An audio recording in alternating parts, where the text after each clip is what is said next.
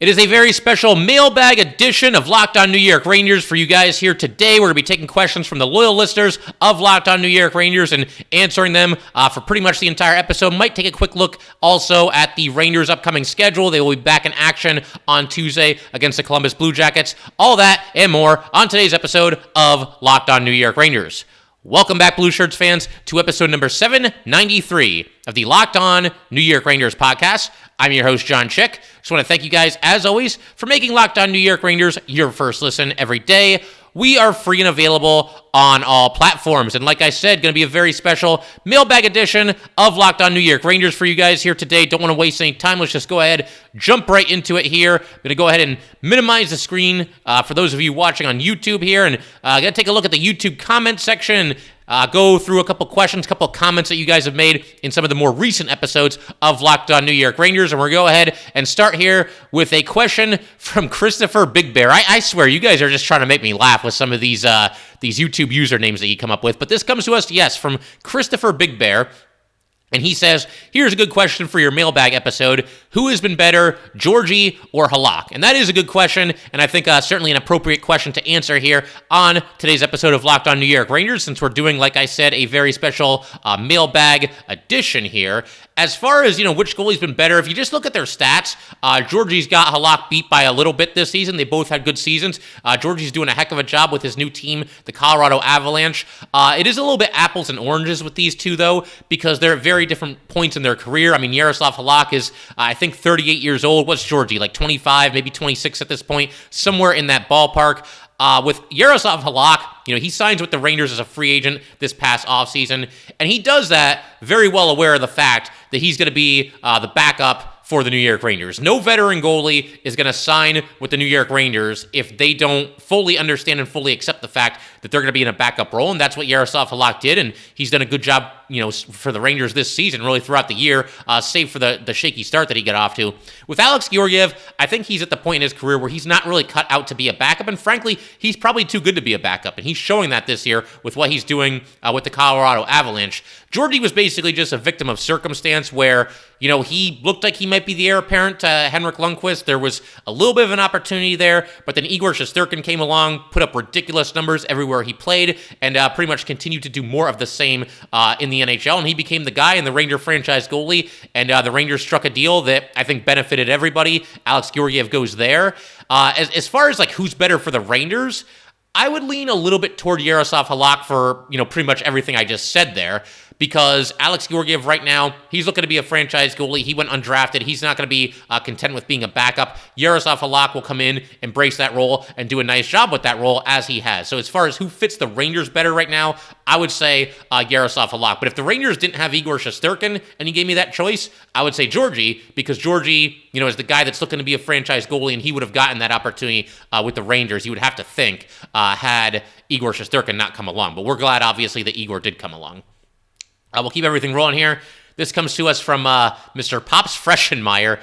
These usernames, man, they're just fantastic. My only complaint is the power play that doesn't have a pulse. Yeah, the power play's been a little bit shaky lately, and there's been too many instances where it feels like the Rangers are basically trying to pass the puck into the net. Nobody wants to pull the trigger. Everybody wants to be selfless, and at a certain point, you got to be selfish. You got to take the shot if it's there for you.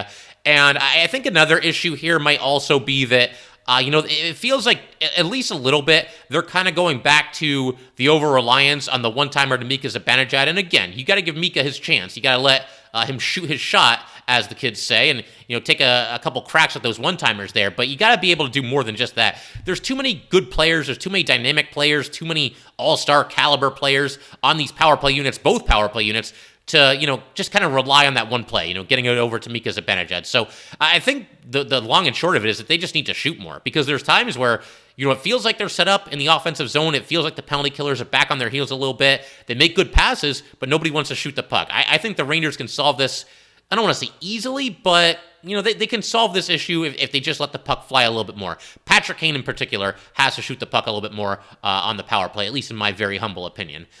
We go to a comment here from T-Bone T. We called that Laffy move/goal a shuffle shot. Yeah, I was talking about the move that Lafreniere made in a recent game It wasn't as crazy as the move he made against Detroit last year, but nifty move on the doorstep, and he scored. That was the game where it was a big night for the kid line. I didn't really know what to call it, but yeah, I'll go with the shuffle shot. That sounds good to me. We'll roll with that. We get a comment here from White GD. He says, we didn't need Kane to win the cup. We needed Janot or Bugstad or something. We had enough scoring. We needed defensive players who are tough, something we are sorely missing other than Trouba.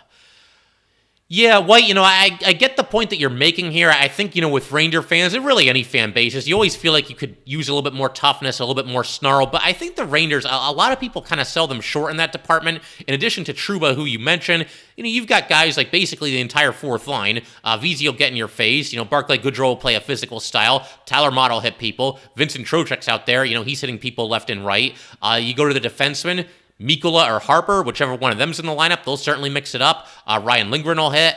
Braden Schneider will definitely hit. So I think the Rangers have a little bit more thump, a little bit more physicality than people give them credit for. And I get it. I mentioned both Janot and Bugstad when we were going into the trade deadline this past season as guys who could be candidates to join the New York Rangers.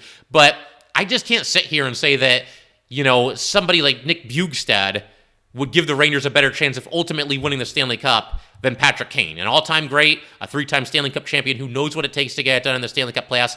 I don't think I can go that far, but I certainly do understand at least the point that you're trying to make there. Keep everything rolling here. Comment from DJ.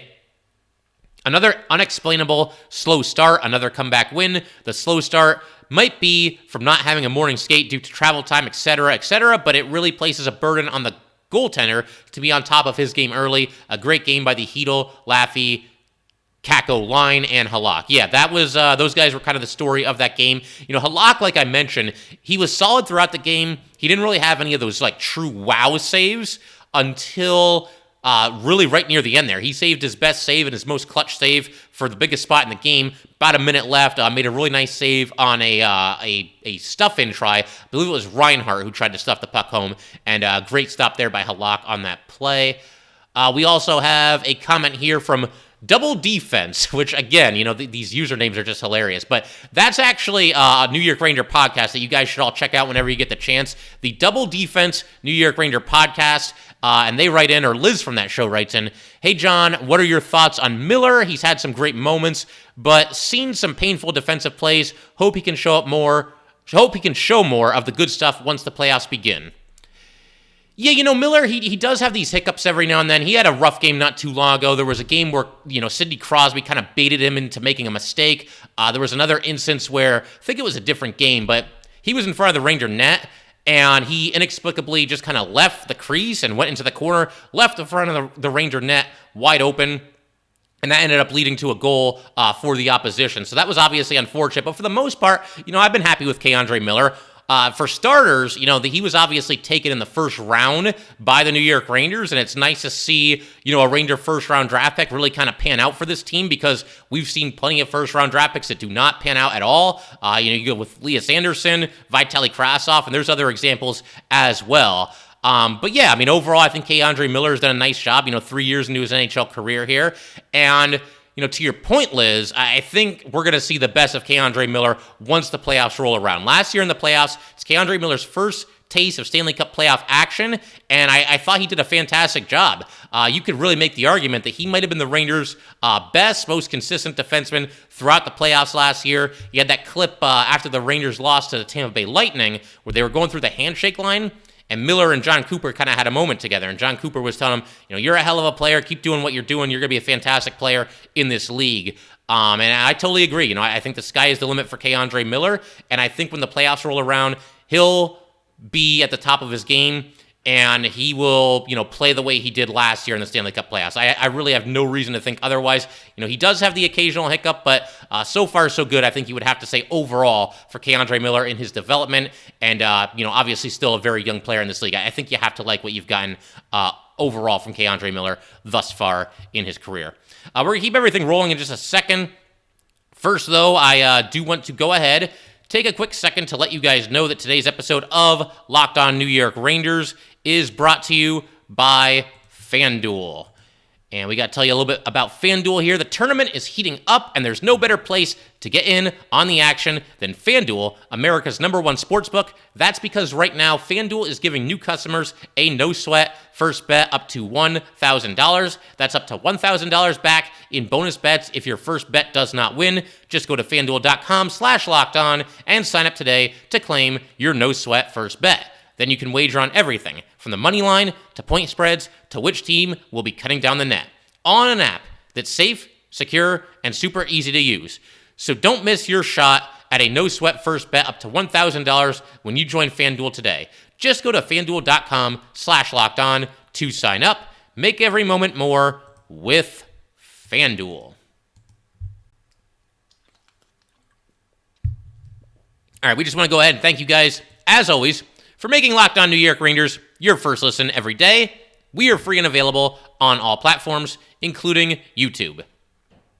And we're going to keep everything moving right along here, just kind of go into some more comments that you guys have left in the YouTube section. I've also got some emails and some Twitter DMs a little bit later in today's episode. I wanted to spotlight this comment here from David English. It was an episode where I kind of stood up for not Jacob Trouba. I always do that. If I mix up a name, it's usually me calling Jacob Trouba Vincent Trocheck or calling Vincent Trocheck Jacob Trouba. I don't know why, but it does happen every so often. But bottom line, we're talking about Vincent Trocheck here. And I kind of stood up for him in a recent episode and, just openly wondered why there are certain Ranger fans that are a little bit slow to warm up to him. At least a certain amount of Ranger fans, not the majority, but I think the majority of Ranger fans are, on board with Trocheck and are certainly glad that he's here. But David English had this to say about Trocheck. Trocheck is so amazing, and I could see him coming up big in the playoffs. And then we had a response here from Easy Dups. Game 6 overtime series winner against Carolina, LOL. Yeah, I could definitely see something like that going. I certainly think Vincent Trocheck has a big-time playoff moment in him. I think his style of play is going to translate really well to the playoffs. In the past, I think he's done pretty well in the playoffs, other stops in his NHL career. So, hey, look, if they go into Game 6 against Carolina in overtime and Vincent Trocheck ends it there, we're certainly going to be nervous, but it's actually going to be less nerve-wracking than the series against Carolina last year, because they were down 2-0 in the series, they were down 3-2 in the series, and they had to come back and win that, and obviously go to a Game 7 on the road. So, hey, we're getting off easy if the Rangers could finish off the Canes in Game 6 in overtime with a Vincent Trocheck goal. We also have, who do we want to go to here? Do we want to go to Christopher Big Bear again? I think we do. So Christopher Big Bear, Tarasenko's reverse check was a thing of beauty. Yeah, it really was. This is a game where Tarasenko was pursuing the puck into the corner. He had somebody kind of trailing behind him, and Tarasenko kind of hit the brakes, put his shoulder into the chest, knocked him to the ice, really clean hit. And as the broadcasters explained, also a very legal hit. You're allowed to do that, even though nobody has possession of the puck. They're both approaching the puck, and he took his guy down very cleanly. And I will say, Tarasenko, maybe I sold him a little bit short, when we were doing our trade speculation episodes heading into the deadline this season. He will stick his nose in there and, play with some grit a little bit more often than maybe I gave him credit for. He's not going to be out there, with Jacob Trouba levels of hitting and Jacob Trouba levels of grit. But he'll pull his weight in that area. I think that's the phrase I'm looking for. He'll certainly pull his weight in that area, and he's not somebody that is going to shy away from that kind of stuff. That is for sure.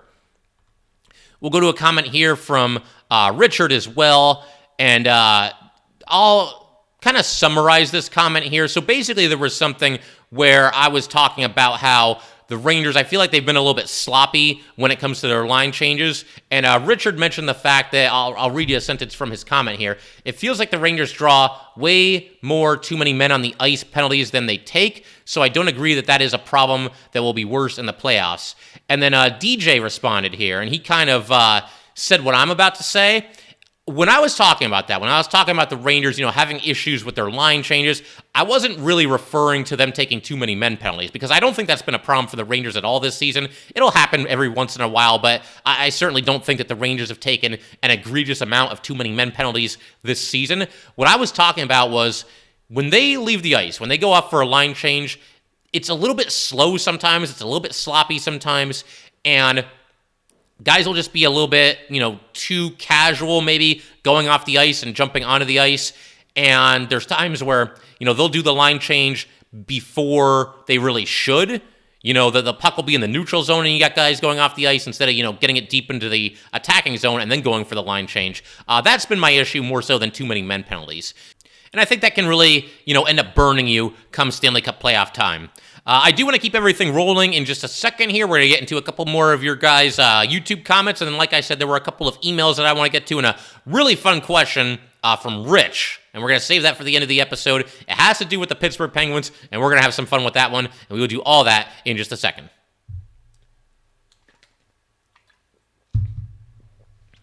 All right, let's go ahead and keep everything rolling here. We're going to get back to the comments on YouTube.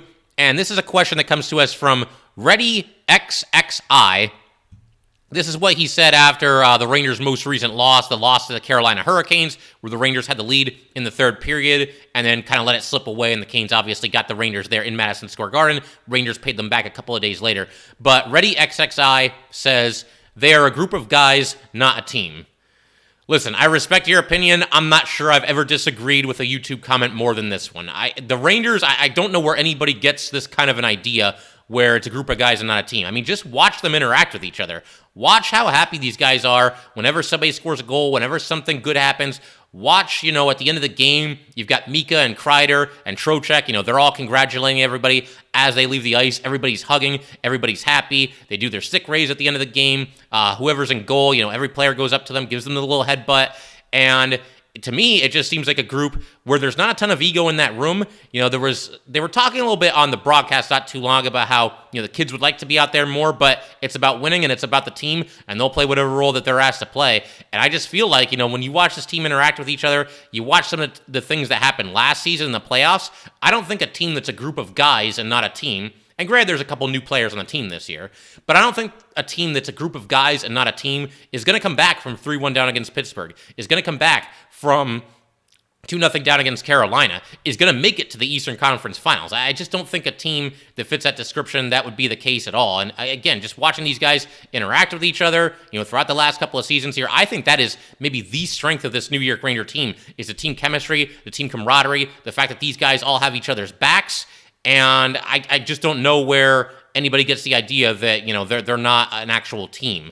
And, if they don't win the Stanley Cup this season, it's not going to be because it's a group of guys and not a team. It's going to be because winning a Stanley Cup is really freaking hard to do. It is the most difficult championship to win in all of sports. No one will ever convince me otherwise on that front. And again, I just can't imagine watching this team over the past handful of seasons and coming away with the conclusion that, it's a group of individuals and they don't care about each other and they're not a team. And I got to give a shout out to DJ here with one of the comments that he left on this comment. He writes, that quote-unquote group of guys is 31, 10, and 5 since December 3rd. And yeah, I think that stat pretty much sums it up right there. So thank you, DJ. And listen, ReadyXX1, I do appreciate the comment. I can certainly appreciate a different viewpoint, but I definitely have to strongly disagree there because I don't think team chemistry is any kind of an issue with this team. And in fact, it's the opposite. I think that's one of the strengths. I wanted to keep everything rolling here with a comment from Tron Magnum on a recent episode of Locked On New York Rangers. He writes, when the Rangers make the finals, you should have a live pregame broadcast from a restaurant or pub near Madison Square Garden. Yeah, that's something that I would eventually definitely like to do. We'll see if we can make that happen. I mean, maybe, for our 1,000th episode, we're going to have to do something crazy for that. We're approaching 900 right now, but for our 1,000th episode, we're going to have to find something like that to do. And if that's something that we can pull off, and if you guys will show up and, I can get a restaurant or a pub on board to do something like that, then yeah, that's something that I would absolutely love to do. Could be a lot of fun. We'll probably do what we're doing right now and do some Q&A at the end of the episode. But it would be a live Q&A, which would be a lot of fun. It'd just be cool to meet up with everybody, all you guys who listen to this show, and hopefully catch a game that night. Maybe I do the episode during the day, and then at night, the Rangers play at 7 or whatever the case might be. But yeah, I would definitely be open to that idea. I think that could be a lot of fun. But then we get a response here from Dank Dill, Tank Dill. Okay, so he writes, let's keep it humble and chill until it happens. No need to get ahead of ourselves. Don't want to tempt fate.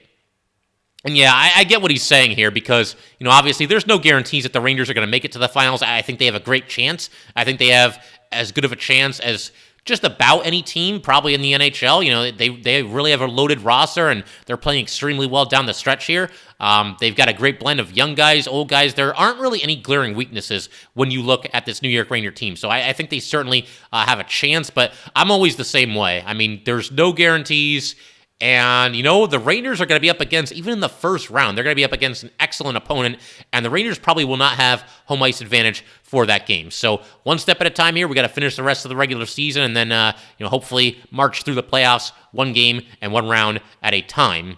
And then we have Joey Lockeberg, who writes to Dank Dill. He responds, "Bro must not realize the mountains we got to climb just to get there, LOL." Yeah, that you said it. I mean, it's going to be a series of mountains that the Rangers are going to have to get over just to make it to the Stanley Cup final. And, obviously a lot of good teams that they're going to have to beat. And, you can't really look past your first opponent even. The first round, it's going to be a dogfight no matter who the Rangers are against. And then wanted to go ahead and do one more comment from YouTube here. This one comes to us from user, "Is this better? Gallant needs to set it and forget it for a couple weeks. Win, lose, or garbage point. Give the lines time to gel. PK and power play units should remain consistent. No major lineup swings, assuming no injuries. We are in a very good spot right now."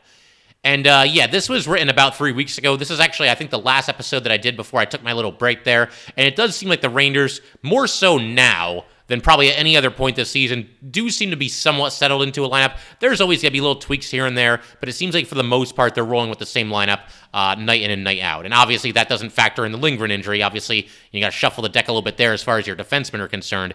But yeah, for the most part, I do think that the Rangers have done a little bit better job of, kind of settling in to a more consistent lineup night in and night out.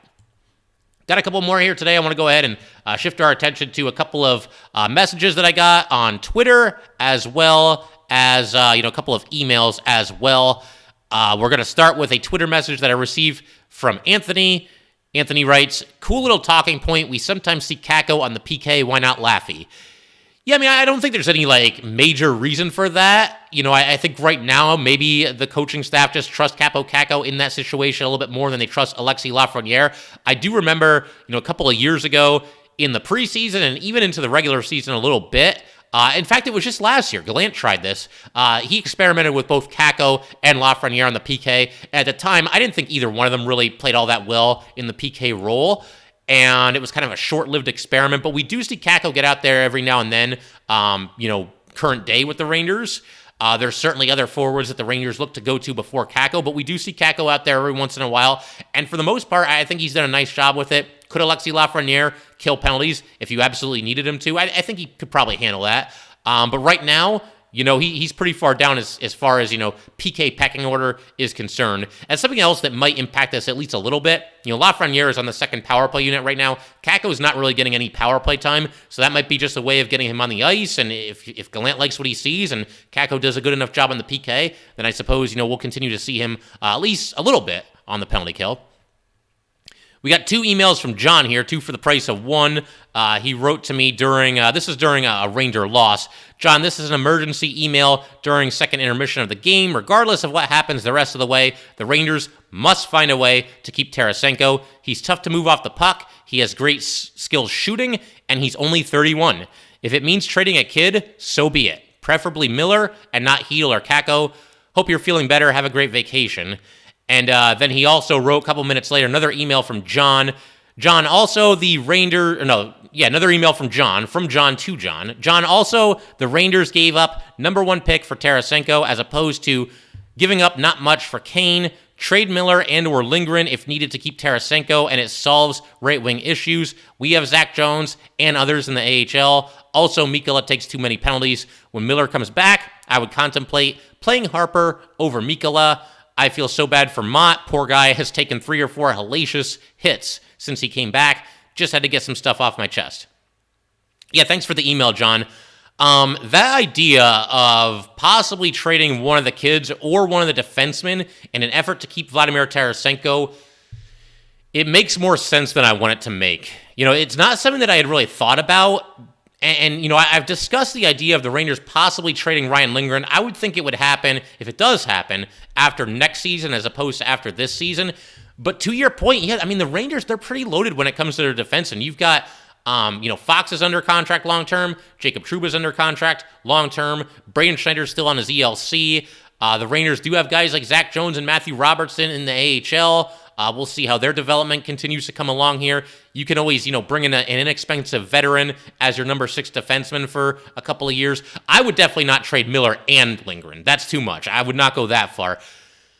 Oh, man, if you have to trade one of them to keep Vladimir Tarasenko, the Rangers' defenseman depth would not be hurt as much by moving a Miller or a Lindgren as much as the Rangers' right wing depth would be hurt by losing Vladimir Tarasenko in free agency. So I get what you're saying, and honestly, I'm going to give a little bit of a cop-out answer here, at least I admit it. I have to wait and see how the playoffs shake out this season. I got to see how everybody plays in the playoffs. Can Vladimir Tarasenko help the Rangers make a deep run? What kind of a postseason is he going to have? We'll see how Miller and Lindgren do in the postseason as well. But I will eventually circle my way back to this idea because I think it's a very interesting concept. I really don't want to lose Lindgren. As I mentioned, he's one of my favorite players, the heart and soul of this team. And, in the past, not so much right now because the Rangers are playing very well, but in the past, the Rangers have noticeably not been as good of a team when Lindgren has been out of the lineup. We also got an email here from Rick. He writes, "Hi, John. First, I hope you and your family are doing well. Thank you, Rick. Second, I know you look at social media more than email for comments, so this probably won't make Monday's pod, but did you take a look at how weak the Penguins lineup is? It is a testament to how good Crosby is, even this far into his career, that they are close to the playoffs. Would any of the D-men start on a healthy Ranger team? And how many forwards besides Crosby would crack the Rangers' top 12? So this is the one I was talking about before. We had a question, great question here, and it's something that I wanted to address here in today's episode at the very end here. And I'm going to go ahead to help us do this. We're going to pull up on Daily Faceoff. We're going to pull up the Penguins depth chart. And Daily Faceoff can sometimes be a little bit wonky, but it seems like it's working pretty well for us right now.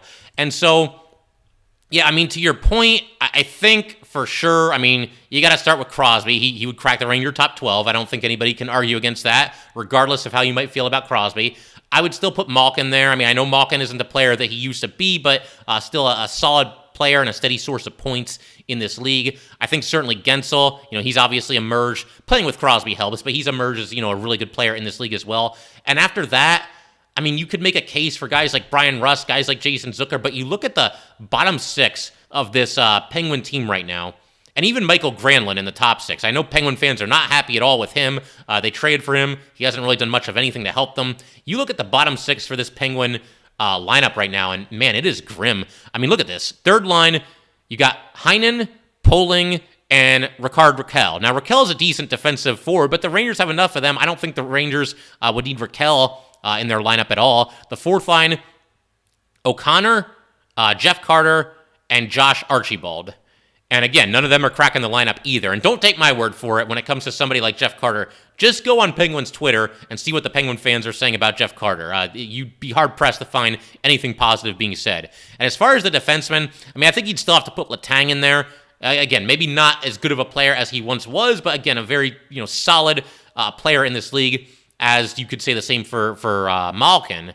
But the rest of the defensemen, you've got Pierre-Olivier Joseph as the other top-line defenseman. The second line the second pairing, you've got Dumoulin and Petrie. Dumoulin is somebody that Penguin fans can't stand him. They are so ready to be done with him. It's actually kind of hilarious. And then the third pairing, Mark Friedman and Chad Ruedel. And I don't think they're cracking the lineup either. So maybe one defenseman on the entire Penguins team would crack the Rangers' top 6 right now. And as far as the forwards go, I would think 3 of them for sure.